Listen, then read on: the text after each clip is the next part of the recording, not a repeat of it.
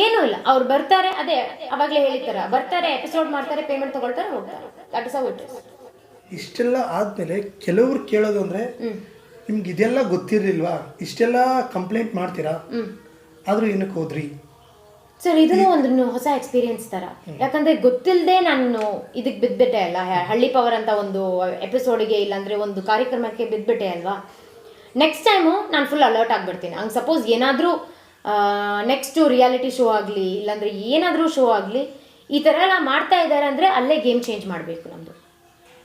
ಈಗ ಒಂದು sympathy card ಇರುತ್ತಲ್ಲ, ಅಲ್ಲೇ ಚೇಂಜ್ ಮಾಡಿಬಿಡ್ಬೇಕು. ಓ ಇಲ್ಲ, ನಾನು ಒಂಥರ ಪಾಪದ ಹುಡುಗಿ ಥರ, ನನಗೇನು ಗೊತ್ತಿಲ್ಲ, ಹಂಗಿದ್ರೇ ಅದೇ ಜನಗಳು ಅದೇ ಥರ ನಂಬೋದಲ್ವಾ. ಯಾಕಂದರೆ ಸ್ಟ್ರೇಟ್ ಫಾರ್ವರ್ಡಾಗಿ ಯಾರ್ಯಾರು ಮಾತಾಡ್ತಾರೋ ಅವ್ರನ್ನ ನಂಬೋದೇ ಇಲ್ಲ. ಏನು ಮಾಡೋದಂತೀರ ಅಲ್ವಾ? ಅಂದರೆ ಈಗ ಹೋಗಿ ಬಂದಮೇಲೆ ರಿಯಾಕ್ಷನ್ಸ್ ಎಲ್ಲ ಹೇಗಿದೆ ಅಂದರೆ ನಿಮ್ಮ ರಿಲೇಷನ್ ಆಗಿರ್ಬೋದು ಅಥವಾ ಕಮೆಂಟ್ಸ್ ಎಲ್ಲ ಆಗಿರ್ಬೋದು? ಕರೆಕ್ಟ್ ಕಮೆಂಟ್ಸಲ್ಲಿ ಮೇ ಬಿ ಒಂದು 50-50 ಅನ್ಬೋದು ಸರ್. ಏನಕ್ಕೆ ಬಂದ್ರಿ ಅಂತ ಒಂದು 50 ಜನ, ಇಲ್ಲಾಂದರೆ ಮಿಕ್ಕಿದವರು ತುಂಬ ಒಳ್ಳೆ ಡಿಸಿಷನ್ ತಗೊಂಡಿರೋರು ಅಂತ. ಆದರೆ ನನ್ನ ಸ್ಟೋರಿಯಲ್ಲಿ ಅಂತೂ ಆಲ್ಮೋಸ್ಟ್ ಒಂದು 1000+ ಸ್ಟೋರೀಸ್ ಆಗಿಬಿಟ್ಟಿದ್ದೀನಿ. ಯಾಕಂದರೆ ಎಲ್ಲ 1000+ ಫಾಲೋವರ್ಸ್ ಬಂದುಬಿಟ್ಟು ಇನ್ನೂ ಇದೆ, ಇನ್ನೂ ಜಾಸ್ತಿ ಇದೆ, 1 ಮಿಲಿಯನ್ ಇದೆಯಲ್ಲ, ಇನ್ನೂ ಜಾಸ್ತಿ ಇದೆ. ಇನ್ನೂ ನನಗೆ ಸ್ಕ್ರೀನ್ಶಾಟ್ ತೆಗೆದು ಸ್ಟೋರಿಲಿ ಹಾಕೋಕ್ಕಾಗ್ತಿಲ್ಲ, because there are so many messages. Phone calls ಇರಲಿ, ಇಲ್ಲಾಂದರೆ ಮೆಸೇಜಸ್ ಇರಲಿ, ಇಲ್ಲಾಂದರೆ ನನಗೆ ಕನ್ವೇಯಿಂಗ್ ರಿಗಾರ್ಡ್ಸ್ ಇರಲಿ, ಎಲ್ಲರೂ ಹೇಳ್ತಾ ಇರೋದು ವೆರಿ ಗುಡ್, ನೀನು ಶೋ ಇಂದ ಆಚೆ ಬಂದಿದ್ಯಾ, ನಿನ್ನನ್ನು ಎಷ್ಟು ಬೇಕೋ ಅಷ್ಟು ಯೂಸ್ ಮಾಡ್ಕೊಂಡಿದ್ದಾರೆ, ಈಗ ವೆರಿ ಗುಡ್, ಈಗ ನಿನ್ನ ನೆಕ್ಸ್ಟ್ ಮೂವ್ ಏನಿದೆಯೋ ಅದು ನೀನು ಮಾಡ್ಕೋ ಅಂತ ಹೇಳ್ತಾ ಇದ್ದಾರೆ. ಈ ವಿಷಯ ತಿಳಿದ ನಿಮ್ಮ ತಾಯಿಯವರ ರಿಯಾಕ್ಷನ್ ಆಗಿತ್ತು? ಬರ್ತಾ ಇದ್ದೀರಾ ಅಂತ ಅವ್ರಿಗೆ ತುಂಬ ಬೇಜಾರಾಯಿತು. ಯಾಕಂದರೆ ಅವರೇ ನನ್ನನ್ನು ಫೋರ್ಸ್ ಮಾಡಿ ಅವರೇ ಕಳಿಸಿದ್ದು. ಇಲ್ಲ ಈ ಥರ ಪರವಾಗಿಲ್ಲ, ಊರಲ್ಲೆಲ್ಲ ಇನ್ನೂ ಚಿಕ್ಕಮಂಗ್ಳೂರಲ್ಲೆಲ್ಲ ನೋಡ್ತಾರೆ, ನಿಮ್ಮ ದೊಡ್ಡಮ್ಮ ಎಲ್ಲ ನೋಡ್ತಾರೆ, ನೀನು ಹೋಗು ದುಡ್ಡು ಸಿಕ್ಕಿಲ್ಲ ಅಂದ್ರೂ ಪರವಾಗಿಲ್ಲ, ಟಿ ವಿಯಲ್ಲಿ ಬರ್ತೀಯ. ಟಿ ವಿಯಲ್ಲೆಲ್ಲ ಅಷ್ಟು ದೊಡ್ಡ ಮೂವಿ ಸ್ಕ್ರೀನಲ್ಲೇ ಬರ್ತಾ ಇದ್ದೀನಿ, ಇನ್ನು ಟಿ ವಿಯಲ್ಲಿ ಬರೋದು ಏನು ದೊಡ್ಡ ವಿಷಯ ಅಲ್ವಾ. So but to be very very honest, zee Kannada channel ಬಗ್ಗೆ ನನಗೇನು ಕಂಪ್ಲೇಂಟ್ ಇಲ್ಲ, ಝೀ ಪಿಕ್ಚರ್ ಬಗ್ಗೆನೂ ಏನು ಕಂಪ್ಲೇಂಟ್ ಇಲ್ಲ. ಇಟ್ ಇಸ್ ಓನ್ಲಿ ಅಬೌಟ್ ಹಳ್ಳಿ ಪವರ್ ಶೋ ಬಗ್ಗೆ ಮಾತ್ರ ಕಂಪ್ಲೇಂಟ್ ನನಗೆ.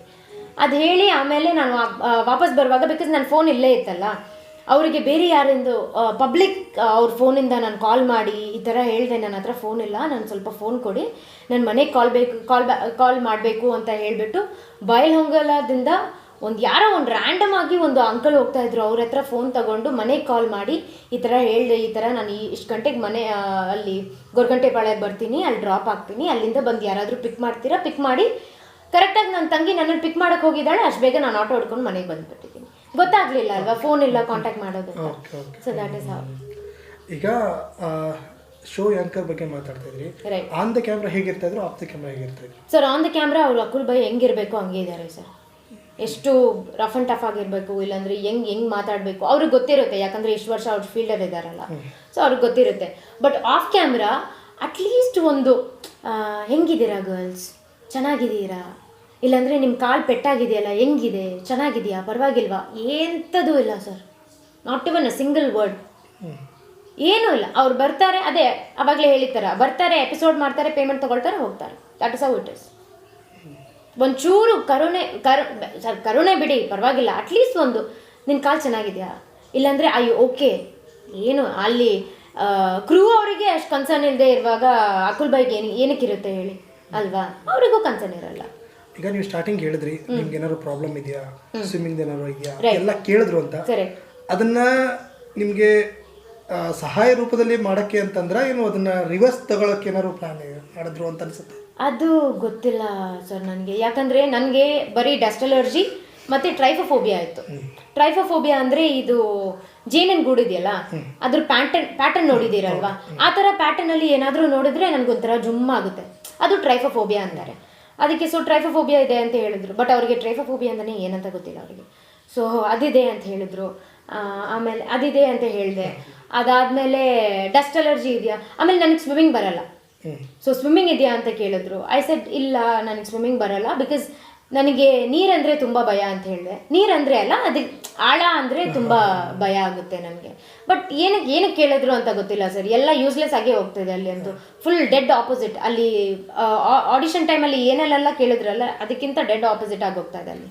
ಅಂದ್ರೆ ಮುಂದೆ ಏನಾದ್ರು ಇನ್ನೂ ಮುಂದುವರಿತಲ್ಲ ಈ ಶೋ? ಕರೆಕ್ಟ್. ಈಗ ನಿಮ್ಮ ತಾಯಿ ಬಗ್ಗೆ ಕೇಳಿರ್ತಾರೆ, ತಂಗಿ ಬಗ್ಗೆ ಎಮೋಷನಲ್ ಬಗ್ಗೆ ಕೇಳಿರ್ತಾರೆ. ಇದೆಲ್ಲನೂ ಕೂಡ ಎಲ್ಲರೂ ಸ್ಕ್ರಿಪ್ಟ್ ಮೂಲಕ ಇದನ್ನ ಹೊರಗಾಕಿ ನಿಮ್ಮನ್ನ ಎಮೋಷ್ನಲ್ ಮಾಡೋ ರೀತಿ ಏನಾದ್ರು ಬರ್ಬೋದಿತ್ತಾ ಅಂತ ಅನ್ಸುತ್ತೆ. ಮೇ ಬಿ ಇರುತ್ತೆ. ಈಗ ಬಿಗ್ ಬಾಸ್ ಅಲ್ಲಿ ಒಂದೊಂದು ಅವ್ರ ಪೇರೆಂಟ್ಸ್ ಎಲ್ಲ ಬರ್ತಾರೆ, ಇವ್ರು ಫುಲ್ ಎಮೋಷನ್ ಆಗ್ತಾರೆ, ಆಮೇಲೆ ಅವ್ರ ಗೇಮ್ ಪ್ಲಾನೇ ಚೇಂಜ್ ಆಗಿಬಿಡುತ್ತಲ್ವಾ.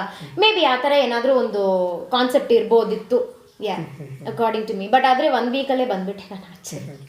ಈಗ ನಿಮ್ಮ ಬಾಯಿಂದನೇ ಬಂತು ಬಿಗ್ ಬಾಸ್ ಅಂತ. ಹೌದು. ಬಿಗ್ ಬಾಸ್ ಬಗ್ಗೆ ನಿಮ್ಮ ಥಾಟ್ ಏನಿದೆ ಸರ್? ಬಿಗ್ ಬಾಸ್ ಬಗ್ಗೆ ಥಾಟ್ ಏನಂದರೆ, ಈಗ ಇಲ್ಲಿ ಹಳ್ಳಿ ಪವರಲ್ಲಿ 1 hour ಎಪಿಸೋಡ್ ಅಂದ್ರೇನು ಕಟ್ ಸೀನ್ಸು. ಎಲ್ಲರಿಗೂ ಅಷ್ಟು ಚಾನ್ಸ್ ಸಿಗೋದೇ ಇಲ್ಲ. ಒಂದು ಕ್ಯಾಮ್ರಾ ಟೈಮ್ ಆಗಲಿ, ಇಲ್ಲಾಂದರೆ ಮಾತಾಡೋ ಟೈಮ್ ಆಗಲಿ, ಎಲ್ಲರಿಗೂ ಅಷ್ಟು ಸಿಗೋದೇ ಇಲ್ಲ ಅಲ್ವಾ. ಏನು ಹೈಲೈಟಾಗಿ ಅವ್ರಿಗೆ ಏನು ತೋರಿಸ್ಬೇಕು ಅಷ್ಟು ಮಾತ್ರ ತೋರಿಸ್ತಾರೆ.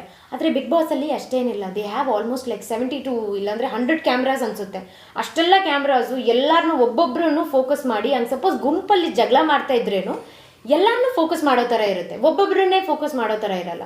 So how much you fight for your rights, so much you get highlighted ಅಂತ ಹೇಳ್ತೀನಿ.